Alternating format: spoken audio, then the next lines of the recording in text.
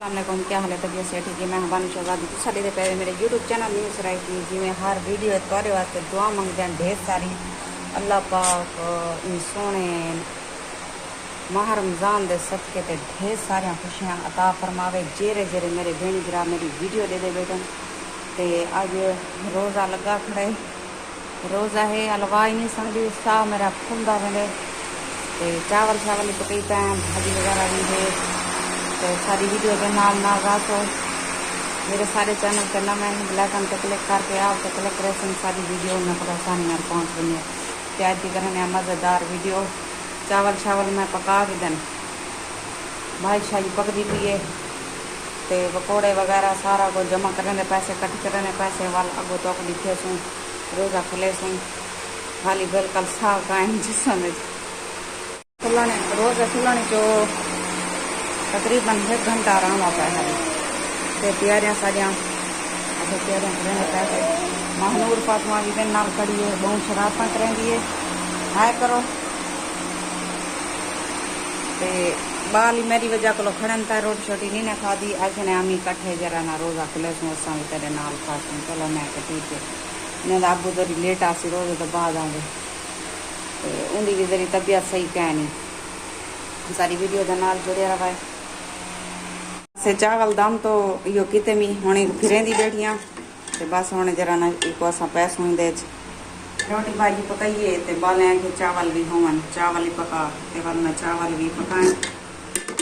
बाल बहुत पसंद करन पसंद हम शौक ना खाने बाल चावल वन मैं के चलो चावल पका देना। चटनी वगैरह तो है क्या ना खजूर है तो ना चटनी है शरबत बनाए में चावल एंड भाजी होती है। बस सारी वीडियो के नाल जुड़े रहा समान शमान रखती वधिया अंदरों कमरे दे विच मैं ते सही सही बह के रोटी बंदा खा सकसी। हर शा तैयार थी गई सिर्फ भाजी पानी है टाइम ही थी आकड़े बिल्कुल सारी हर शा रेडी थी गई है।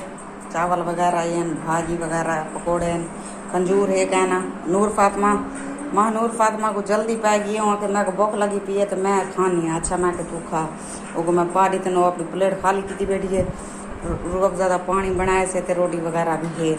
तो सारी वीडियो के नाल जुड़े रवाए जरा रोज़ा खुले सूँ ताको वो भी दिखे सूँ असा रोज़ा किमें खुले ने खाली नमक रखने बताया। माशाल्लाह जाना भी आने पर ऐसा ऐसा थोड़ा का आ वजन पीछे रोज़ा खुले में ऐसा सारी वीडियो के नाल जुड़े रवाए। मेरा बड़ा बेटा गया बते बारो दूध गिनने वास्ते ते वो हाल ही नहीं आया पता नहीं क्या गया दूध गिना लेकिन बेटे मुझे इंतजार है लेकिन रोज़ा भी खोलने से पढ़ो दुआ करो।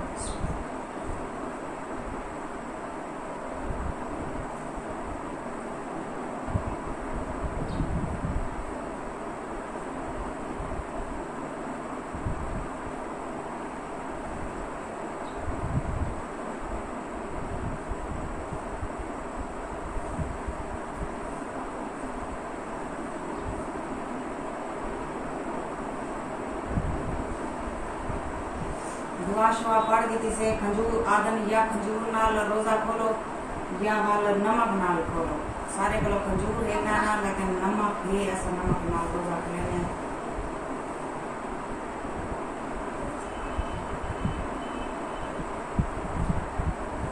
आज मेरे बाल भी मेरे नाल रोज़ा खुले थे मैं तो आगे पहले रोटी खा बने ये तो खाती बैठी हूँ मैं महानूर फातमा लेकिन रहमान ते अमान वो मेरे नाल खाने आने हले अमान अली हाली कहने आए। चलो बिस्मिल्लाह पढ़ो चलो दुआ पढ़ के ये खाओ चाट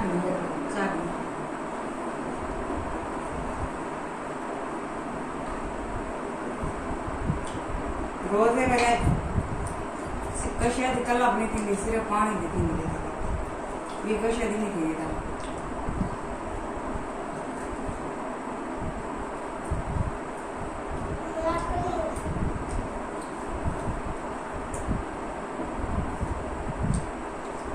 सारी वीडियो बहुत ही आज अच्छी बनी है ते आज सारी बीमार मेरा जिसम बिल्कुल समझ रहे बस पई रह गया जरा रोज का टाइम था पीछे काम शाम की तमी भाई रोटी पकाई